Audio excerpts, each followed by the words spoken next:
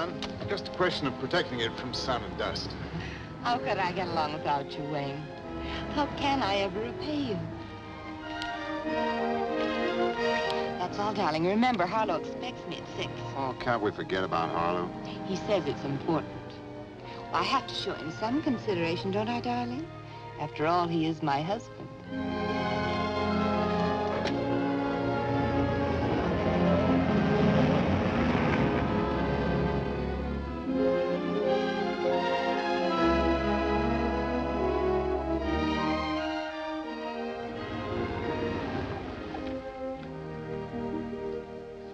Harlow? Does your wife drive a yellow convertible? Used to be my convertible. She's here, right on time. Quite a stunning woman, too. You're sure you don't want her back?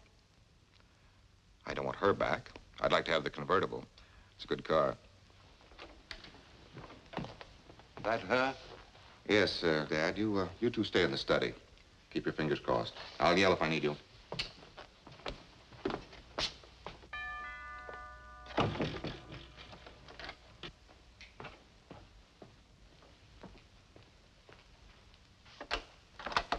Come in, Carolyn. It was sweet of you to invite me. Well, what have you been up to these days, Harlow? Working? Care for martini? Love one. I've been reading about you in the newspapers lately. About me? About the Carroll and Grant Art Studio. One columnist in particular seems to be giving you quite a lot of free publicity. Writes for the Daily Chronicle. It's Wayne Vincent. Yes, the studio really owes a lot to Mr. Vincent. And not just from his plugs and his column, either. You might call him a silent partner. Do you employ him? In a way, yes. As you know, art critics don't make much money. So on the side, for a small fee, Mr. Vincent helps me select the right paintings for the right prices. Carolyn, I'll get to the point. No doubt you're wondering why I asked you here. Naturally. I want a divorce. Harlow, I seem to recall a certain day, almost 2 years ago, when you and I agreed that our temperaments just wouldn't make for a happy marriage. At that time, I suggested divorce myself. You were the one who wanted this arrangement for living separately. Well, it seems simpler that way. Besides, I never dreamed I'd want to marry again. Sounds like you're in love. Can you think of any reason why I shouldn't be? Yes, I can think of one reason. What's that? You're already married. That's why I'm asking you to divorce me. But Harlow, I'm quite happy with our present arrangement. You know, I've been reading the papers, too. Your company seems to be expanding by the day. Now, why should I agree to a set alimony when under the present arrangement, my own income expands with yours? We're not living together, yet I pay the bills as if we were man and wife. We are man and wife. Perhaps you're lonely, darling. Perhaps you'd like me to move back with you again. Perish the thought. The only way you can perish that thought is to pay for it. I am paying for it. And you'll continue to pay for it on the 1st of every month. Carolyn, when a man pays for his freedom, he'd like to enjoy that freedom. But Harlow, the courts don't allow two parties to just agree on a divorce. Why, it's done all the time. Well, it won't be done this time. I have no intention of suing you. You'd look pretty silly in court, Harlow, darling, trying to tell the court you'd like a divorce just so you can marry somebody else. Suppose I offer you the same percentage in the future that you're getting now. But that doesn't make sense, dear. Why should I even bother with a divorce if I can't better my present arrangement? How much better do you want it? Same percentage plus $200,000 cash settlement. 200? Where would I get that? I'd have to sell half the firm. Why don't you sell your father's half? He's getting old. It's time the old buzzard retired anyhow. Why? That's the most expensive martini you ever threw away, Harlow. It just cost you another $100,000. Harlow, losing your temper won't help any. Is this the young lady who changed your mind about marriage? Yes, Louise Nelson. I'm sorry I didn't meet her before I met you. But you didn't, darling. She's cute, Harlow. I'm surprised you don't think she's worth enough to warrant offering me a reasonable settlement. I did offer you a reasonable settlement. Carolyn, if you'll accept his offer, I'll add my check to it. $30,000. $30,000. That's not a settlement, Pop. That's a tip.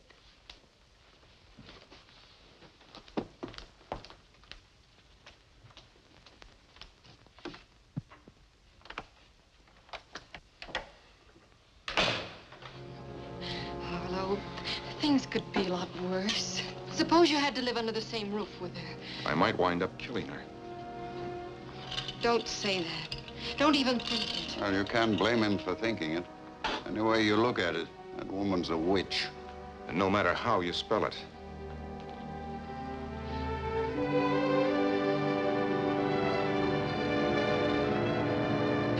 Good morning, Miss Allen. Hi, Otto.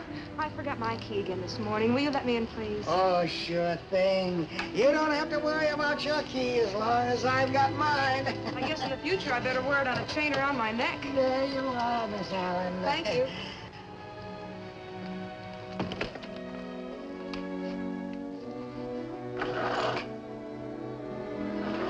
Carolyn, it's me. What in the world are you doing here this morning? It's your day off. I was anxious to see what you brought back from the auction. They're on the divan.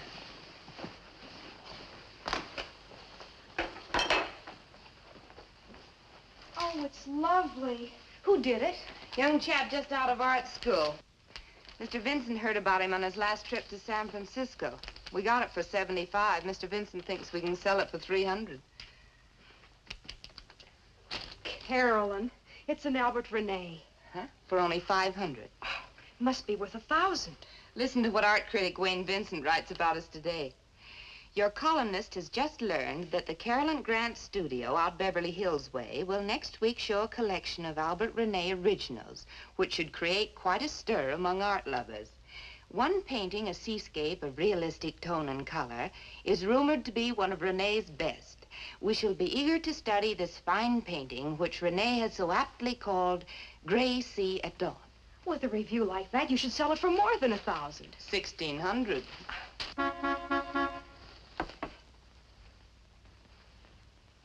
I thought it might be Dick. I told him he could pick me up any time after 9. I'm anxious to meet him, Betty. Where's he taking you? The beach? Newport. He bought a new boat. And you bought a yachting cap for $1.98. Does it look so cheap? Well, honey, I'm afraid you just wouldn't create any fashion news on the yacht club veranda. Dick's not taking me to any yacht club. He keeps his boat right where he works at Bailey's Boatyard. He says it's not much of a boat. What difference does it make? If it's only a rowboat, he's still the man in your life, and you should dress for him. Why don't you run upstairs and see if you can't find something? Try that outfit I was supposed to wear at the Pacific Yacht Club party. It's more your size than mine anyhow. Oh, Carolyn, you're an angel. If Dick shows up while I'm changing, will you keep him entertained for me? I'll try my best.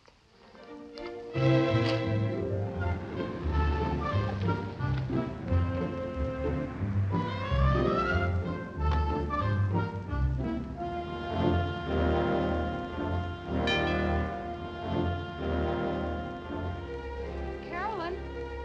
Take your time, dear. I'll get it.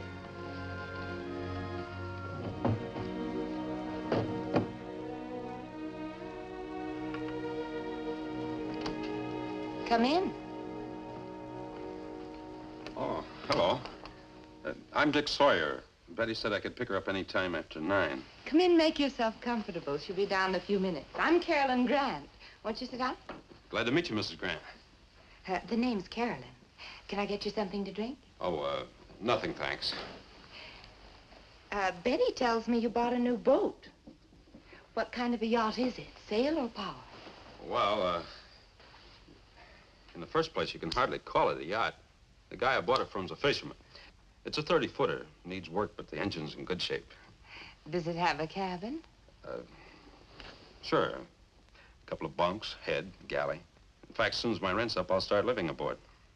What does your prospective wife think about living aboard a boat? Betty doesn't go for it at all. We'll spend a honeymoon cruising around the island, but after that, we'll just be using the boat on weekends.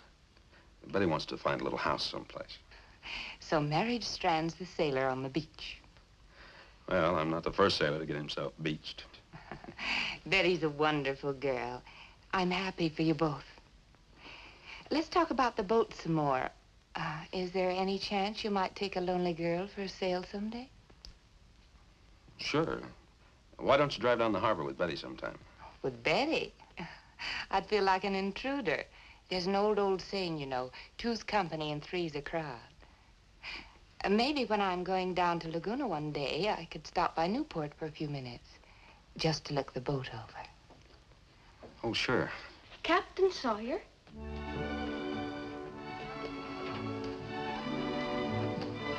Wow. Say, yeah, the way you're decked out, you should be going aboard Mr. Van Astorbilt's 90-foot yawl. Where do you see the tub I'm taking you to? He calls it a tub and names it Betty the Second after me. I ought to give you your diamond ring back. Good. I'll turn it in on a new anchor. It is your new anchor. Looks like you're hooked, sailor. You bet he is. Thanks, Carolyn, for everything. See you tomorrow.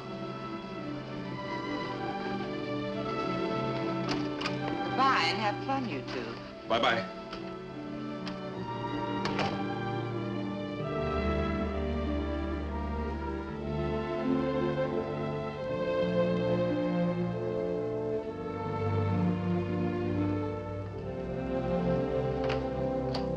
Come on in, honey. Be with you in a minute. Be thinking about where you'd like to have lunch. Well, most any place is fine, dear. Tell me, what did your attorney have to say? Nothing we don't know already. Carolyn's price for divorce is blackmail. Robbery, call it whatever you like. It's legal when a woman calls it alimony. How about you divorcing her? No grounds. The best solution so far has come from Dad. What was that? He's offered to pay Carolyn's price himself. $300,000. How could he? By following Carolyn's suggestion, selling his interest in the company. Oh, Harlow, that company's been his whole life. You couldn't accept a sacrifice like that from him. I know I couldn't. Thanks, honey. I was hoping you'd say that. We'll think of something. I don't know what, but something. I'm going to see her attorney this afternoon.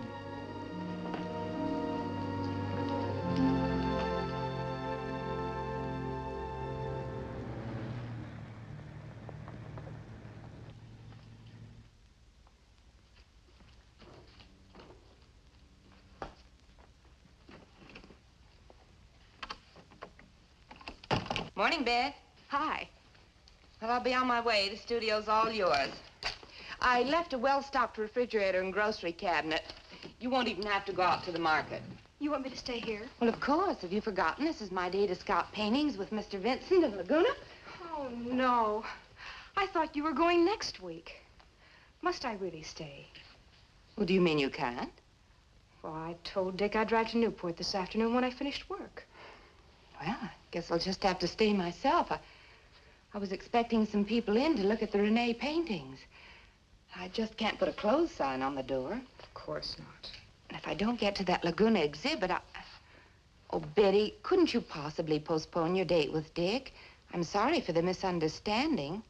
But after all, you did lead me to believe you could take over for me. I know. I will. I'll make it up to you. Thanks. Mind if I put in a call to Newport? Of course not. Don't be silly.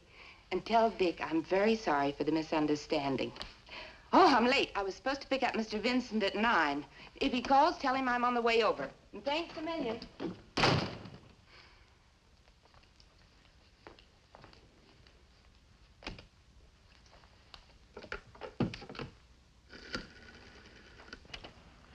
Well, that's sure tough, hon, but what can we do about it? If you gotta work, you gotta work. What do you mean, take some other gal out? Oh, I might take the boat out for a few hours, maybe fish a little. But if I go, I'll go alone. What's that? Sure. Sure I love you. Bye, hon. Thanks for the use of the phone. Don't mention it.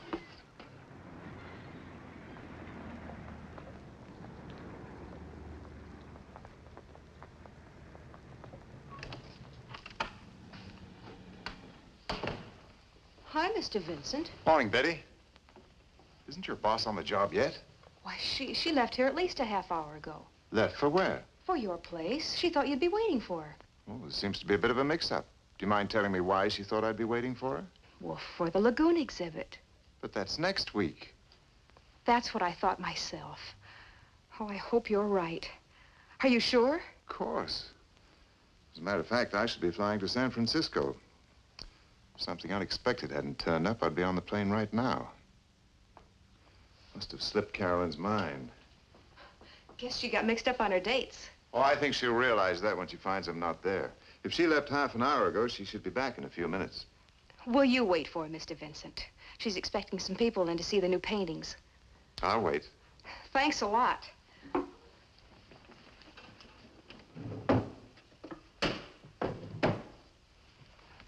Bye, Mr. Vincent. Just tell Carolyn I went to Newport after all. She'll understand.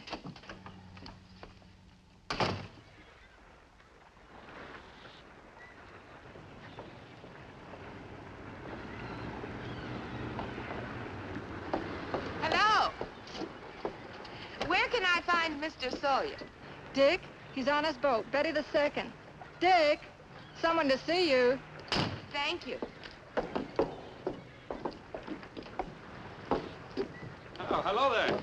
Hi, Skipper. Mind if I inspect your ship? Glad to see you, Mrs. Grant. The name's Carolyn, unless you're mad at me. Oh, why should I be mad? Because I made Betty work today. Well, work's work. I was passing on my way to Laguna and thought maybe you'd show me your new boat. Sure thing. You might find it kind of messy. I wasn't expecting visitors. All looks very neat to me. Like me to show you around? You mind? Not at all. The engine's a Grayson Marine Master. I'd much rather have one of those new baby diesels, but beggars can't be choosers. A lot of special equipment came with it. Automatic pilot, ship-to-shore phone, even a new pump in the live bait tank. Oh, what are those long poles? Outriggers. They keep your lines from fouling when you troll. Troll?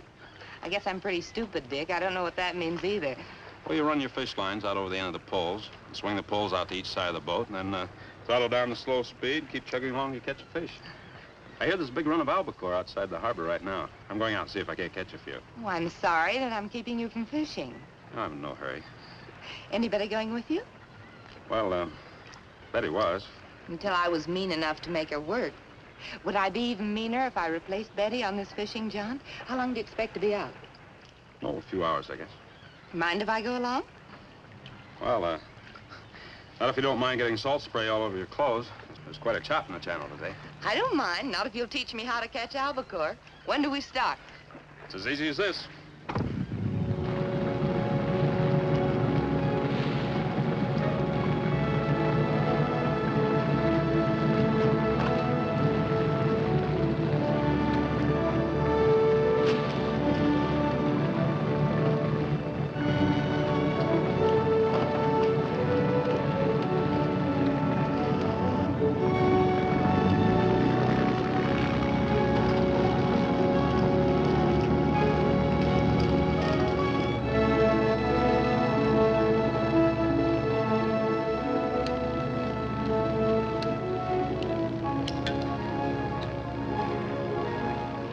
Thanks, Dick. You're welcome.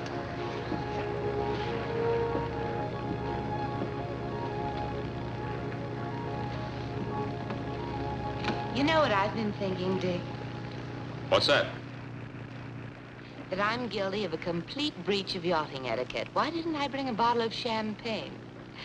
It's customary, isn't it, with a new yacht? Well, for a new yacht, maybe, but for a tub like this, you just bring along a can of beer. I didn't even bring that. How are we going to toast the new boat? Well, if you want a toast, there's a bottle of bourbon in my first aid locker. I keep it there in case a snake bites. Help yourself. You'll also find ice and glasses. Just scout around below. Be right back, Captain.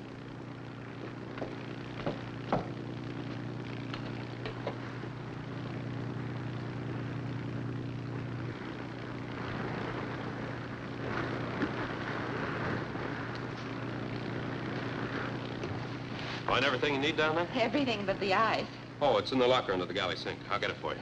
Oh, is it safe for you to leave without anybody steering the boat? Somebody is steering the boat. Iron Mike. Now, don't look so puzzled. Iron Mike's an automatic pilot. Can hold a course as well as any helmsman. It's amazing. How far can this mechanical captain take it? Well, we either hit something or run out of gas. How do you like the book so far? I like everything about it, Dick. I especially like Iron Mike.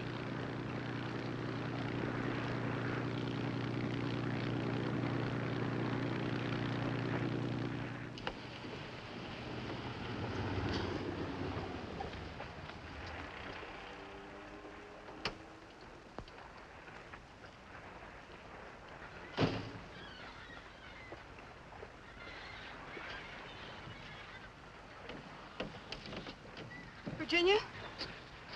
Hi, Betty. Thought I might be able to catch Dick before he went fishing. When did he leave?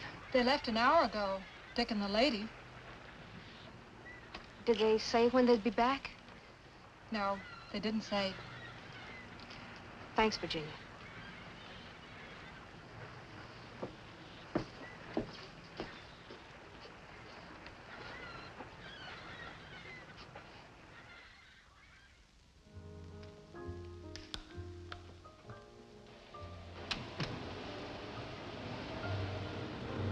I'll park it, lady. About how long do you think you'll be? Only a couple of minutes. We're picking someone up. Can I just leave it here? I'll be fine, miss. I'll bring him right out, Louise.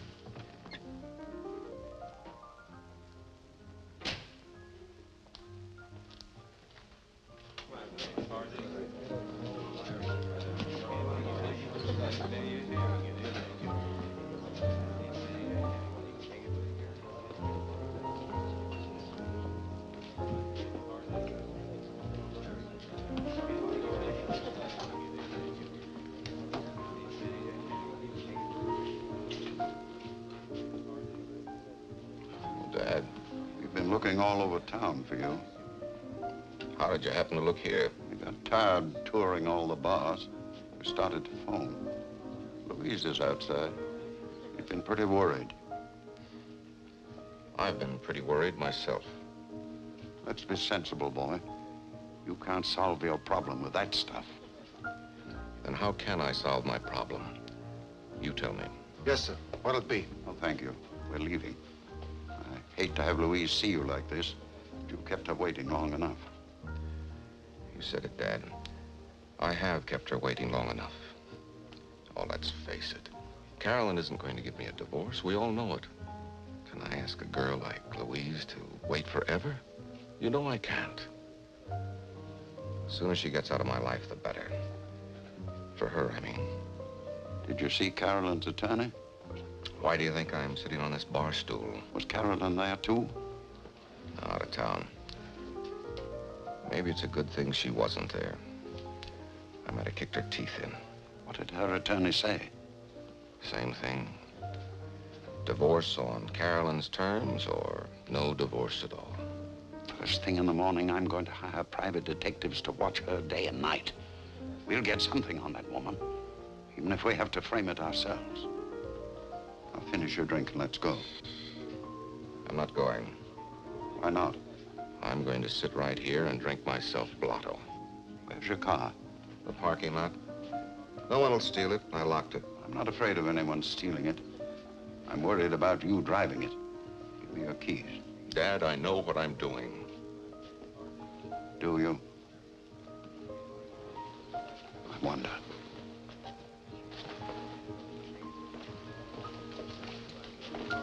Sandy, fill it up, will you?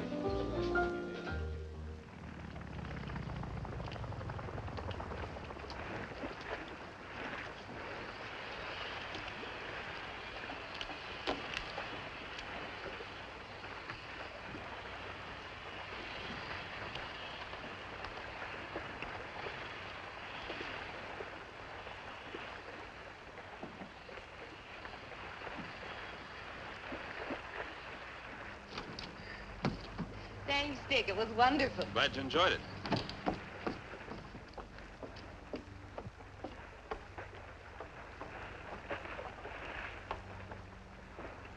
Too bad we have to say goodnight, but at least we don't have to say goodbye. Don't we? There's a dinner dance at the yacht club next Saturday night. It's formal. You'll have to wear a tuxedo. But it'll be a grand time, Dick, just for the two of us. You will take me, won't you? How can I? Why not? Well, because. The first reason, I think you forgot something. You're married. Harlow? Oh, don't be silly, darling. I can forget Harlow. But I can't forget Betty. That's reason number 2. Is there a third reason? I don't own a tuxedo. When a guy like me buys a boat, there just isn't any money left for one of those yacht club waiters. I'll buy you one. There's a men's tailor right in my court. Are you kidding? You think I'd let a woman buy me a suit of clothes? Why not, if she has the money and if it pleases her to buy you a present? Wouldn't please me, and I don't think it'd please Betty either. What does she have to know? Carolyn, let's get something straight. I gave a ring to a gal named Betty Allen. I gave it to her for keeps. Well, I'm afraid she'll give it right back to you, darling, when she finds you invited me on the little rendezvous on your boat today. Now, wait a minute, Carolyn. Let's get something else straight. I didn't invite you on that boat today. You invited yourself. That's not what I'd tell Betty. Oh? What would you tell her? Oh, I'm sure I could invent quite a shocking incident if I had to, darling. You mean you'd tell her a batch of lies? Well, only if you forced me to. Only if we don't have our date. I don't seem to get this. Are you trying to blackmail me? Oh, that's a nasty word, darling. I must ask you to apologize, and then you can kiss me goodnight. Oh, Dick. Betty said to give you this whenever you and Mrs. Grant got back.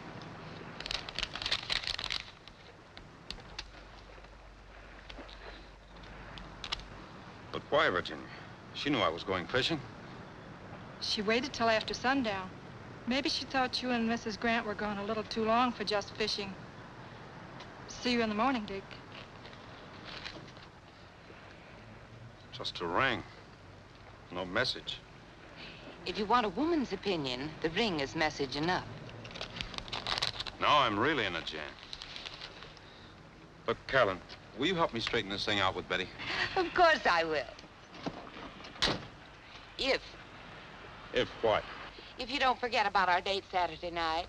Will you pick me up about 7? Look, you must be kidding.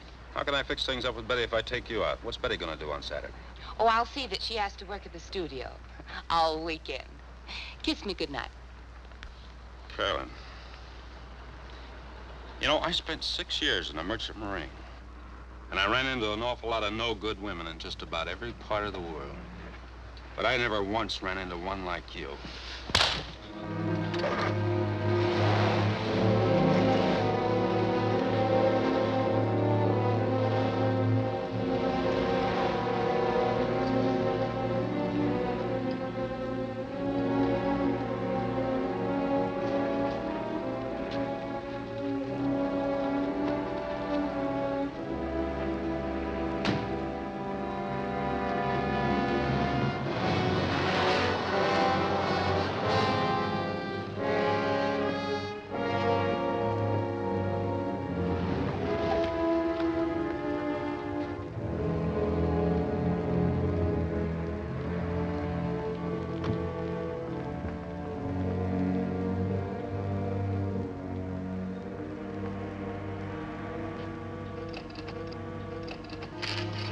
Hello. I was worried, darling. Where were you? I don't suppose Betty came back here, did she? Yes, she was here earlier. She seemed quite upset. What happened between you two? What did she tell you? Oh, nothing, but it was obvious that something had happened. She dropped by to pick up a few personal things. Said she wouldn't be back. That she was quitting her job.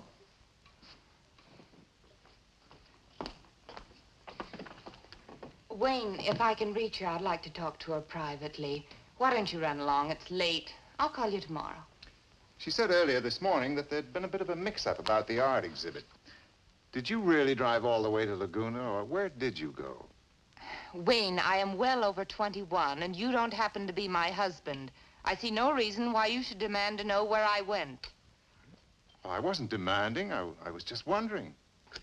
And speaking of where I was, where were you? I thought you had to fly to San Francisco today for the paper.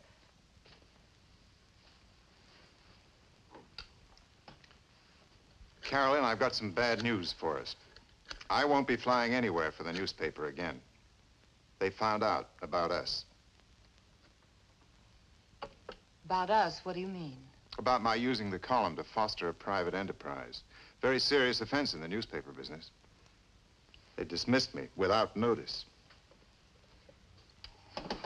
Oh, don't worry about that, dear. With your talent, you can easily get a column into some other paper, and then we can just go on as before. Why don't you try the Star-Dispatch? They sell more papers anyhow. And if they sell more papers, we sell more paintings. No, you don't understand. I won't be able to write a column for any newspaper in the country, or any other type of publication for that matter. You mean you've been blacklisted? I'm afraid so. This really is serious. Without the help of your column, my sales are bound to drop. But I can still help you buy. Well, how much buying can I do if my sales drop off to nothing? We'll retrench, Carolyn. After all, we have one thing to be thankful for. We still have each other. But you have no job. What do you expect me to do, support you from now on? No, of course not. I can find some other work in another line, something not in the art field. Well, what else do you know except in the art field? What good are you to me if you work in some gas station? If I need my car washed, I will stop down at the corner. Good night, Wayne. I don't believe it. I lose my job, my career, my future in the art business, all for you, and now you throw me out. You never cared for me at all, did you? Let's not be silly, Wayne. If it's love I wanted, I'm still young enough. I don't have to settle for a man your age. Oh, don't be an old fool! I'm sorry.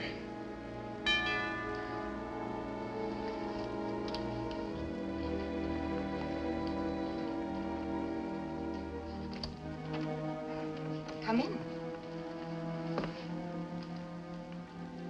Could I speak to you alone, Mrs. Grant? Oh, yes, of course. Mr. Vincent was just leaving.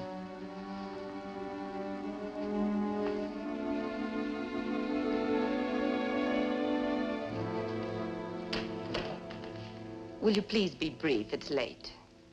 Yes, I know it's late, but well, I saw your lights, and it's most important that I talk to you. I'm sure you can guess why I'm here. To try and make you see that your present attitude isn't helping anyone, Mrs. Grant. Not even yourself. I'm quite able to look after myself, thank you. Must you take care of yourself at the expense of 3 lives? Your life, Harlow's, and who's the third person? Your own. You're young and attractive. You have talent. Harlow's willing to make any kind of a reasonable settlement. I'm sure that with all that and your own freedom... I can take care of my own future in my own way. Good night.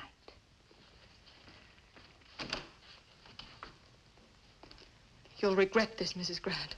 Am I to take that as a threat? Take it any way you like.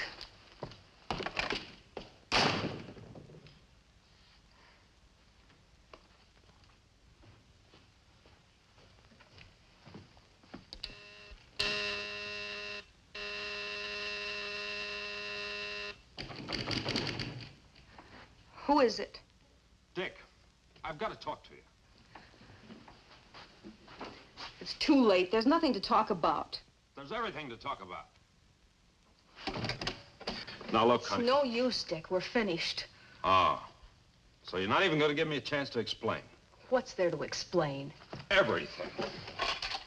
In the first place, that woman's not worth you and I breaking up over. Apparently you thought she was. Oh, please, Betty. That's not true. Isn't it? Listen, honey, I was going to take the boat out anyway today. When Carolyn invited herself along, I didn't have any... She didn't invite herself. You invited her. Where'd you get that idea? Carolyn. She called me not 2 minutes ago. And told you I invited her on the boat. She also told me you invited her for a weekend at the island. Of course, invited might not be the right word. Honey, that woman's an out-and-out liar. I didn't invite her any place. Do you expect me to believe that? Sure I do. Are you going to take her word against the word of the man you're engaged to marry? The man I was engaged to marry. Just leave, Dick, and please don't ever come back. Maybe there's still a chance for you to lure Carolyn on your boat again. And no doubt you can. I know Carolyn. Yeah, but apparently you don't know me.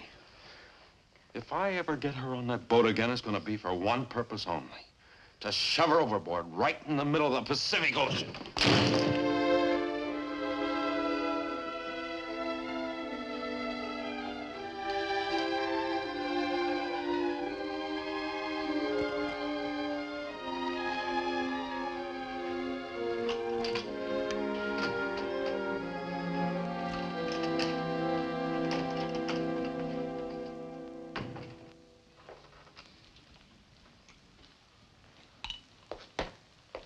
I can sympathize with you, Mr. Grant, but I can't give you another drink. Look, it's after 2 in the morning. I've got to close up. Okay. Shall I call a cab, sir? I'm gonna walk. If I'm able. You won't try to drive, will you, sir? I can't drive. Boy, did I get plastered tonight. I can't say as I blame you, Mr. Grant. That wife of yours is half the louse you say she is. It's enough to make a man want to... You're absolutely right. With a dull knife. Don't do it, Mr. Grant. No woman is worth a man going to the gas chamber for. I'm not so sure about that. This one might be worth it. Good night, Sam.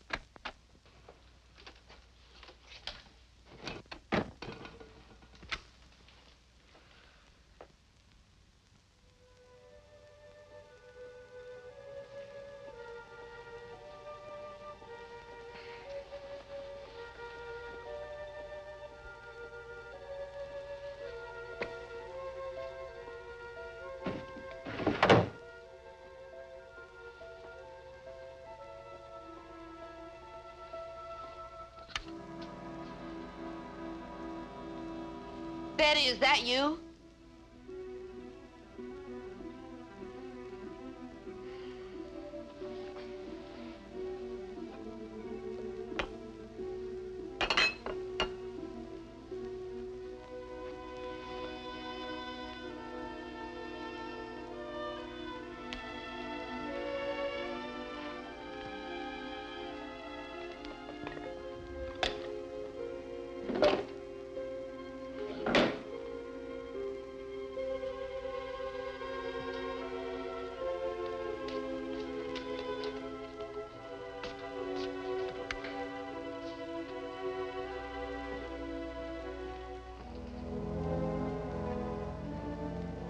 Oh, don't. Don't. Oh, don't do it.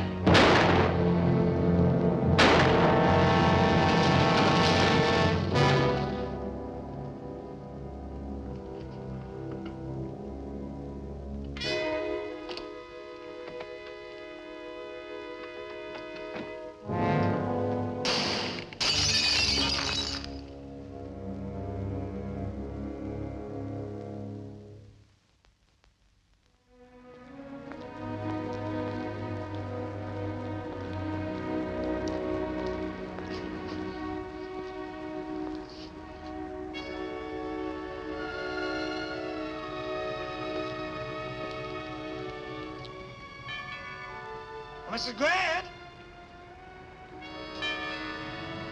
Mrs. Grant! It's Otto!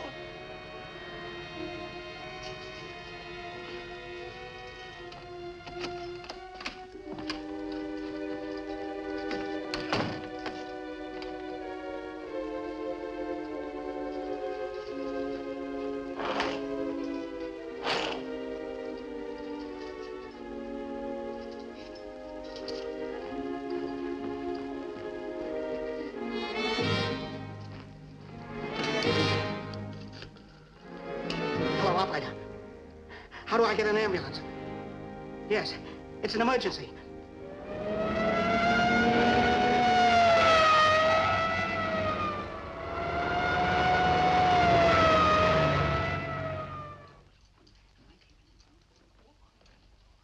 You want any more pictures, Lieutenant? I'll have to go out to the car and get some flash bulbs. That's all right, we're covered. That'll be it, boys.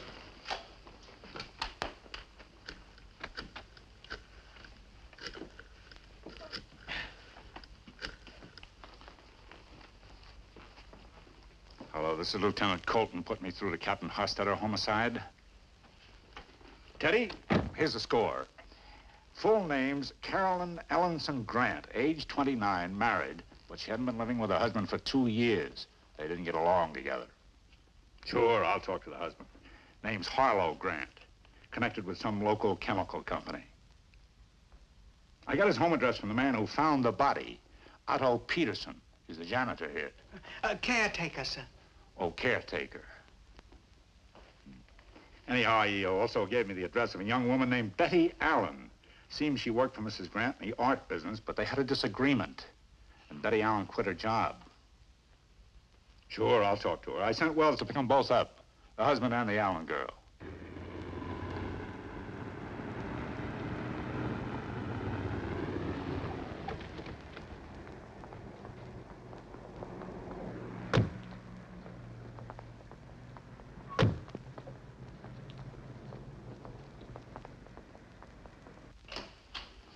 Wells just coming in. I'll call you back. Miss Allen, Mr. Grant, this is Lieutenant Colton. The sergeant says that she was murdered. But you don't think it was a burglar. A burglar doesn't leave a handbag with $500 in it. To say nothing of the jewelry on the dresser upstairs and all this art down here. Then who do you suspect? We were hoping that you could help us. I don't think I can. What about you, Miss Allen? I'm afraid I can't help either. When did you last see Carolyn Grant? Well, about a week ago. She stopped by my house for cocktails. And you, Miss Allen? Yesterday morning. The caretaker says that you came around here and quit your job last night. I did come here in the early evening, but I didn't see Carolyn. She'd gone to Lagoon and she wasn't home yet. So I left. As I was leaving, I saw to the caretaker and I told him I was quitting. Why were you quitting? To get married. Are you sure about that, Miss Allen? The caretaker said you were upset. You and Mrs. Grant didn't quarrel, did you? No, of course not. We were always the best of friends. Miss Allen, how long have you been engaged? About almost 5 months now. Don't you have an engagement ring? I do, but it's at the jeweler's now. I lost a small stone. I haven't told Dick about it yet. Mm-hmm. Mr. Grant, your wife died shortly after 3 a.m. Her watch stopped. It broke when she fell down the stairs. Well, I thought you... You mean she was killed by a fall? She was killed by a gun. And we're going to have to ask both you and Miss Allen to prove where you were at 3 a.m. In other words, I have to produce a witness for that hour? Exactly. Where were you, Miss Allen? At my apartment. Alone? No. Dick was with me. Till almost 4, and then he drove back to Newport. He lives in Newport? Yes. He lives on his boat at Bailey's Boatyard. If we should have to talk to him, Miss Allen, I promise not to disclose the secret of your missing engagement ring. So you can entrust us with his full name. What is it? Dick Sawyer. Richard Sawyer.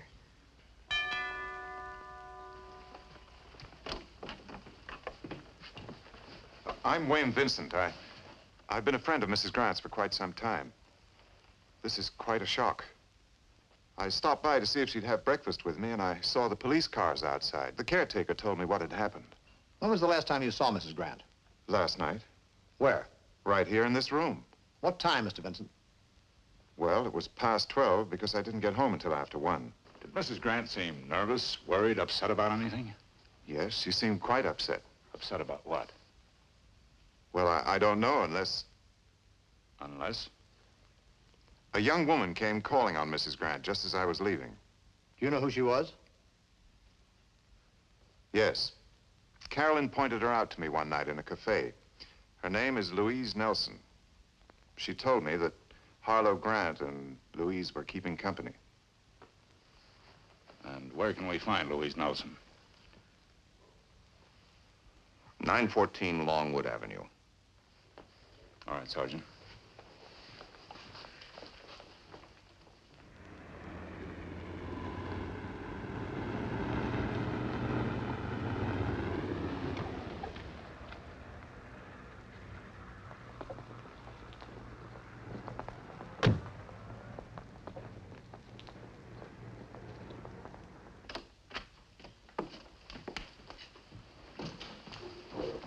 Lieutenant's upstairs.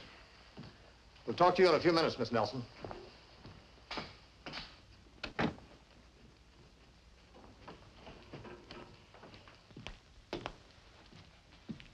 anything? I wish I could. Did you find that Nelson girl? Yeah, she's downstairs. And guess why she came calling on Carolyn Grant last night? It seems that Louise Nelson and Harlow Grant have been wanting to get married. But Mrs. Grant wouldn't go for the divorce, except on her terms. What terms?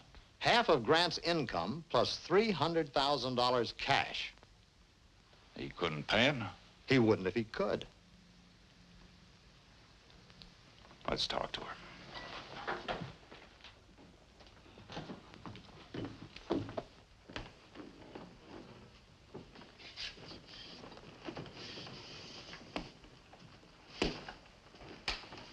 Miss Nelson, I understand you came here last night to ask Mrs. Grant to divorce her husband.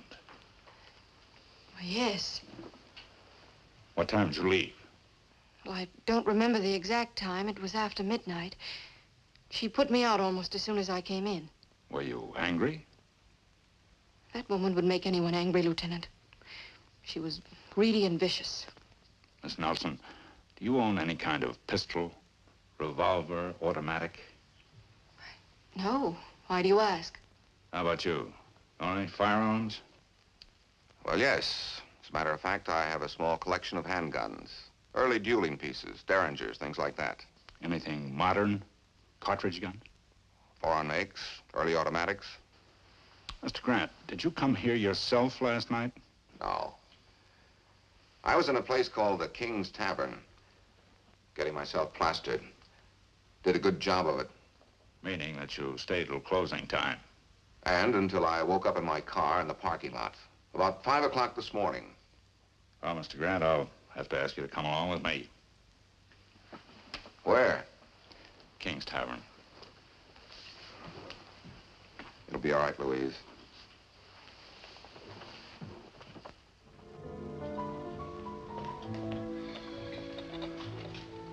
I can use this. Thanks a lot, Sandy. All right, Mr. Grant, my pleasure. Mr. Grant says he left after you closed up. After that, he went out to the parking lot, fell asleep in his car till 5 in the morning. Can you verify that? Well, I can verify he left here a little after 2. As for the parking lot, how would I know? I leave right after I lock up. How about the parking attendant? Oh, he goes home as soon as we close. Look, Lieutenant, I was in no condition to drive when I left here last night. So I went out in the car and slept it off. But nobody saw you between the hours of 2 and 5. What kind of a mood was he in? Happy drunk, sleepy drunk, fighting drunk? What? Well, I guess you'd call it a bitter drunk. Seems this wife of his, this Carolyn Grant, she wouldn't give him a divorce. Now, wait a minute. How do you know that? Well, you spent half the night bending my ear about it, Mr. Grant. Boy, I must have been drunk. I don't remember. Do you, by any chance, remember driving over to Carolyn Grant's studio at 3 a.m.? I told you before. I didn't drive anywhere last night. Where did he say he was going after he left? He didn't say. All he said was... Said what? Well, I guess he was kidding. Kidding about what? About getting rid of his wife. With a dull knife. Sandy, I might have said it, but I didn't mean it. Well, I know that, Mr. Grant. What else did he say? Well, when I told him that no woman was worth the man going to the gas chamber for, he said, I'm not so sure. Maybe this one is worth it. Was his wife killed with a dull knife? With a gun. Let's get down and take a look at your collection, Mr. Grant. I may want to show it to a friend of mine downtown. He's quite a collector himself. Works for the police department. Bureau of Ballistics. That's fine. Call me again. Yeah. What's the report from ballistics? Carolyn Grant was killed with a .25 caliber automatic, German make, pocket Mauser. Fires a special cartridge. Very few of them in the country. Sounds sort of like a collector's item. I never owned a gun like that in my life. You could be telling the truth. How do we know? We haven't found the murder weapon yet. Do you still intend to hold me? Yes, for further questioning. You had a motive. You can't prove where you were at the time the crime was... Homicide, Hostetter. Who? Say that again. Yeah. Well, we'll be over at the DA's office in a few minutes, thanks. Well, how do you like it? Somebody out there in the anteroom wants to confess to the Carolyn Grant murder. Louise Nelson? No. Someone we never even thought of. His father. Why, that's ridiculous. He didn't do it. How do you know? Well, he couldn't. You're released, Mr. Grant. We can't hold you for a crime that somebody else admits to. All right, Sergeant. Come on, Grant. Wait a minute. Do you really believe that? And goodbye, Mr. Grant.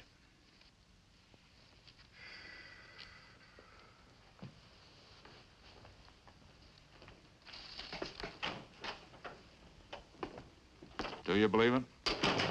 I doubt it. But maybe if we give Harlow Grant enough rope, he'll hang himself. Let's go to the DA's office.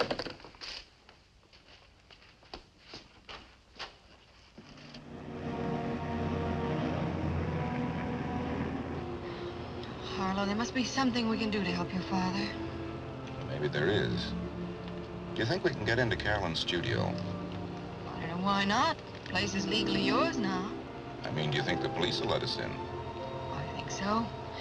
They turned the studio upside down, but they finished about noon. I heard the police captain tell somebody it was all right to let the caretaker have his key back. Drive there, will you, honey? We'll ask the caretaker to let us in. Why? Well, for one reason, I want to dispose of Carolyn's personal belongings. For another, I think we ought to pack the art stuff and get it ready to move. Both of those reasons are honest enough. They ought to be good enough for the caretaker. What's your real reason for wanting to go there? Blind hope. I found you another box, Mr. Grant. Thanks, Otto. I don't think we'll need it. We've packed all the art goods, and I'll put Mrs. Grant's clothing in her luggage. Otto, who else had a key to this door? I mean, other than Mrs. Grant. Well, me, of course. And then there was Betty Allen. She worked for Mrs. Grant. But she quit her job over the weekend. Didn't she turn in her key? Not to me, she didn't. Well, does anybody else have a key? Not that I know of. Well, what about Mrs. Grant's business partner? Didn't he have a key? Oh, Mr. Vincent? No. Mrs. Grant always let him in. Or Betty Allen. He only came around when they were here. Where can I find Betty Allen now? Where did she live, you mean? I don't know. She had an apartment on the same street with Mr. Vincent. He used to drive her home sometimes, before she bought a car. Maybe I can get her address from Mr. Vincent. Do you know where he lives? Yes, the Las Flores Apartments on the corner of Highland and Harley Terrace. Thanks, Otto. We'll call you if we need anything further. Always glad to be of any help. You know, my blind hope gets better every minute. Honey, run up in Carolyn's room and close the door. What for, dear? Never mind, run along.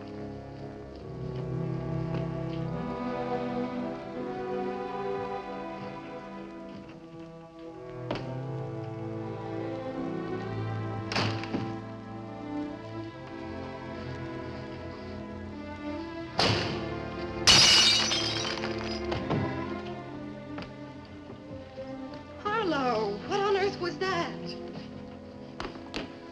If you break a window, if you shatter a pane of glass in the dead of night, it makes a noise. Now, even if Carolyn were asleep, that noise would awaken her with a start. Now, she had an extension telephone by her bed. Why didn't she use that phone to call the police? I don't know. Why didn't she? Because when that window was broken, she was already dead. And the person who broke that window wanted the police to believe that that was the way they got in. Actually, she got in with a key. She? Betty Allen had a key. What was her motive? She said she and Carolyn parted the best of friends. She might have been lying. But she also had an alibi. She was with her boyfriend at the time of the murder. She might have been lying about that, too. She said her boyfriend lived on his boat in Newport. No sense in wasting a drive if neither of them happen to be there. Operator, I'd like some information on a number in Newport. Bailey's boatyard. Dick Sawyer? No, his station wagon's not here. I think he had to drive to town. Do you happen to know if a Miss Betty Allen is with him? Betty? Oh, no. She wouldn't be with Dick, not anymore. They broke up. They what? Well, when did that happen? Carolyn and Betty Allen did have a fight. And guess why? No, no, thank you. No message. Carolyn busted up Betty Allen's engagement to Dick Sawyer. I thought this Allen girl told the police that she and Carolyn got along fine. Oh, she lied. I wonder who she's covering up for, herself or her boyfriend. I'll ask Wayne Vincent where she lives. I'll go with you. No, no, honey. If Betty Allen does have a .25 automatic in her hand, I don't want you with me. I'll borrow your car. You run upstairs and finish that packing. I wish you wouldn't go alone. Can't you call the police? No, I've got a hunch I'll do better if I just walk in on her. Got the keys?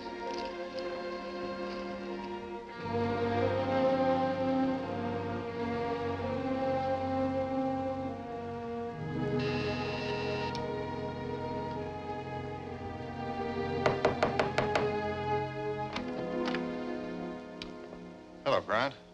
I was wondering how I might contact you. Oh? What did you want to contact me about? Well, as you know, I was Mrs. Grant's business partner, and a few of the little paintings over at the studio happen to be my own personal property, and I'd like to get them back. You can stop by my home. I'll give you a card with my address. I've had all of Carolyn's art objects wrapped and stacked for the movers. They're going to pick them up the first thing in the morning, transfer them to my home. Here's the address. You can pick them up anytime after 10. Thanks. Now, I'd like to ask you for an address.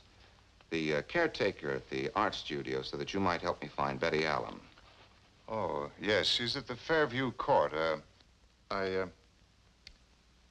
Naturally, I always think a man's innocent until proven guilty, but the last news flash I heard on my radio said that you were still being held as a suspect.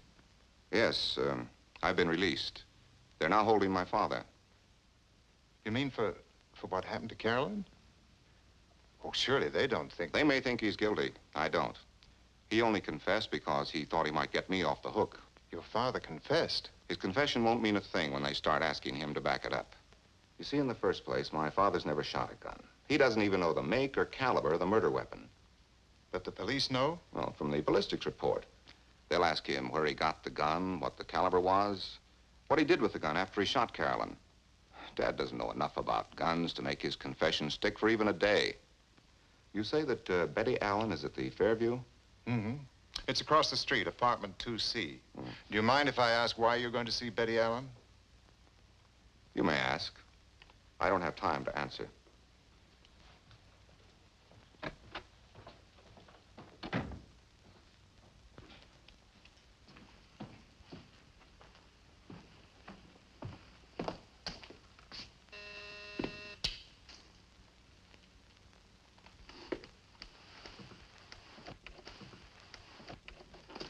Oh, may I please see you for a moment, Miss Allen? Well, I was expecting somebody. All right. I see you haven't gotten your engagement ring back from the jeweler's yet. That is the story you told the police, isn't it? Just what are you trying to imply? That your ring never went to the jeweler's at all. That you put it in an envelope, gave it to the girl at Bailey's boatyard, asked her to give it to Dick Sawyer when he returned from his little fishing trip with Carolyn. Are there any other lies you care to accuse me of, Mr. Grant? Lots more. You said that you had no quarrel with Carolyn. That was the biggest lie of all. You quarreled with her over this fellow Dick Sawyer. She broke up your engagement with him. That's why you quit your job. That's why you killed Carolyn. I what? You've been caught in your own lies, and you know it. It's about time you started telling the truth. You did kill Carolyn, didn't you? Hey, take your hands off her. Dick. So you're both in on the murder. Hey, honey, who is this joker? What's he talking about? Harlow Grant. He's her husband. He somehow found out I lied to the police. Well, then why not start telling the truth? Well, that's what I advised her. Guess I was afraid to admit I lied. Will they prosecute me for it? Well, I don't know, honey, but being prosecuted for lying isn't nearly as bad as being prosecuted for murder. Then she admits that she was lying. But not for herself. For me, she thought I killed Carolyn.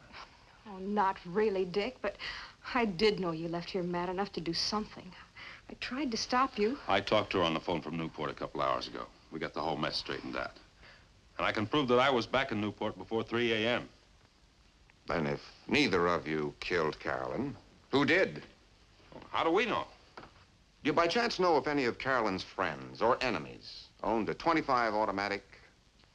Do you mean one of those little German guns? Or a Mauser? What makes you think I meant a Mauser? I guess because the only automatic pistol I ever saw happened to be a Mauser. Wayne Vincent gave one to Carolyn for a present. Then Carolyn could have been killed with her own gun. Did she give it to anyone, loan it? I don't think so. It was still there yesterday when I cleaned up the desk. She kept it in the desk. In the top middle drawer. Did you tell the police that Carolyn owned a .25 automatic? They didn't ask me if Carolyn owned a gun. They only asked if I owned one, and I don't. And if Carolyn were killed with her own gun, whoever killed her knew where that gun was kept. Now, don't start accusing Betty. Other people might have known where that gun was kept. That's quite possible. The police will be interested in 2 facts. Betty knew where the gun was. She has a key to the studio. I don't have a key. I did have, but I left it there when I quit. You left it with the caretaker? No, I left it with Wayne Vincent. He stayed at the studio yesterday while Carolyn was supposed to be in Laguna. Then Wayne Vincent had a key last night. He had your key. I guess so, unless he gave it to Carolyn or to the caretaker. Did Vincent know where Carolyn kept the gun? I suppose so. He used the desk quite often. Wayne Vincent had a key. He also had access to the gun. Can you think of any reason why he might want to kill Carolyn? Not unless she messed up his life. Like she almost messed up ours. Well, thanks for everything. Thanks a lot.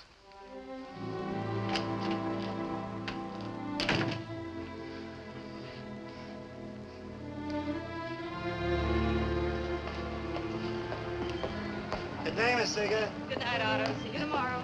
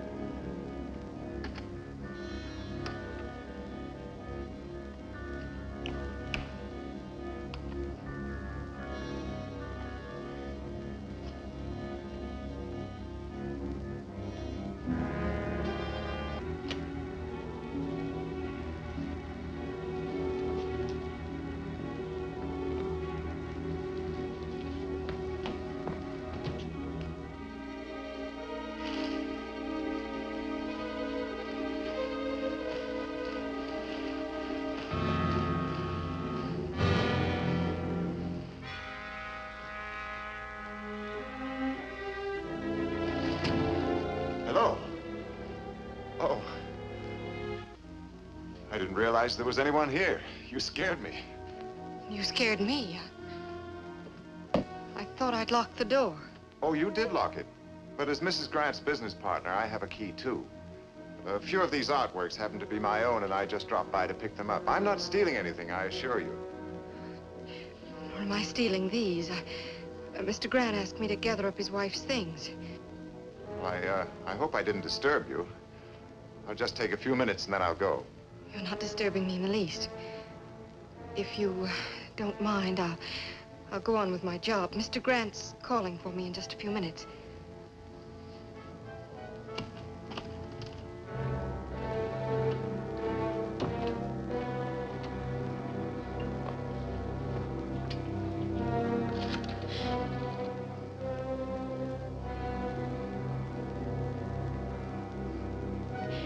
Hello? Hello, operator. Would you get me the police department, please? This might be an emergency. Hello?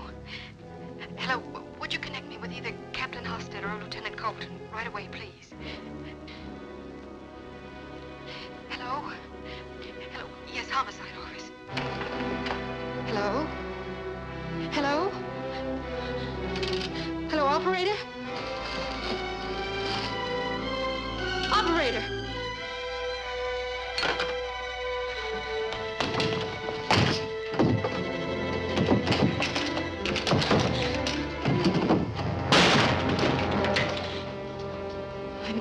I meant it when I said Mr. Grant will be here any minute. My car's outside. If we should meet him, remember, this will be in my pocket. Tell him to get into the car with us. He can drive. If we don't meet him, you can drive. Where? I'll decide the destination. Tell him you'll be right down. Roger, come in!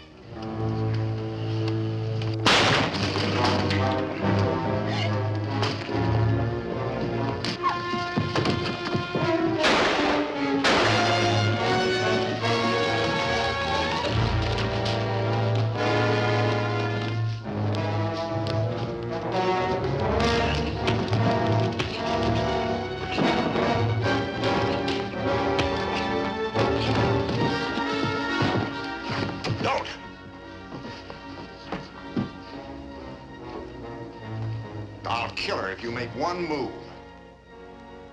She's standing right where Carolyn stood. Do you want to see her fall down the steps like she did?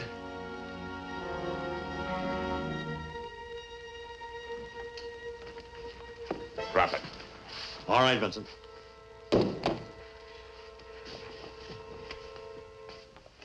Well, look what Santa Claus brought us. Exhibit A. He took that gun out of his pocket and hid it in one of the packing cases. I was on the balcony. He didn't see me. He put the gun in one of the boxes because I was dumb enough to tell him that the boxes were being delivered to my house. Why? Because he knew that the Grant family was already in hot water. And planting the gun on the Grants would drown them. You fellas sure got here at the right time. A guardian angel must have sent you. Your guardian angel goes under the name of Captain Hostetter. He's had us tailing you ever since you were released. You follow us down to headquarters. Yeah, I'll be with you in a minute.